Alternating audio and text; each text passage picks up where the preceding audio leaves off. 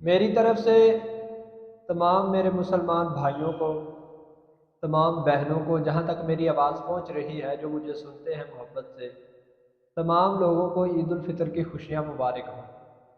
عید الفطر اصل میں اس کے لیے ہے جس کی عبادت قبول ہو گئی، جس کی ریاضت قبول ہو گئی، جس کی رمضان کی ہوئی عبادتیں قبول ہو گئی، جس کے رکھے ہوئے روزے قبول ہو گئے، وگرنہ اللہ معاف فرمائے جس کے روزے قبول نہیں ہوئے، واللہ جس کی عبادت قبول نہیں ہوئی، جس نے عبادت کی نہیں ہے۔ اور یقیناً ہم نے ویسے رمضان کی قدر نہیں کی جیسے کرنے کا حق تھا، وما قدر اللہ حق قدرہ، ہم نے اپنے اللہ کی بھی اس طرح قدر نہیں کی جس طرح قدر کرنے کا حق تھا۔ اللہ ہماری عبادتوں کو قبول فرمائے۔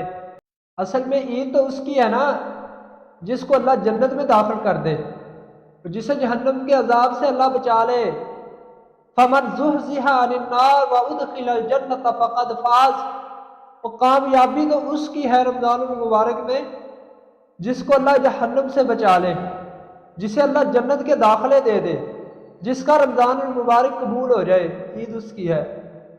اللہ تعالیٰ ہمارے روزوں کو، ہماری ریاضتوں کو، ہماری عبادتوں کو، ہمارے قرآن کریم کی تلاوت کو اللہ قبول فرمائے۔ کامیاب انسان وہی ہے نا جس کو جہنم سے بچا لیا جائے اور جنت کے اندر داخل کر دیا جائے۔ فقد فاز، اللہ فرماتے ہیں یہ انسان کامیاب ہے۔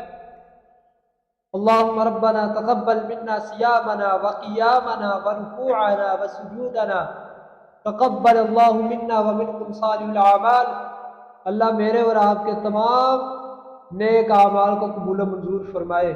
اللہ ہماری رمضان المبارک کی پاک ساعتوں کو بھی قبول فرمائے، اور اللہ تعالی ہمارے لیے آئندہ رمضان بھی ہمارے مقدر میں فرمائے۔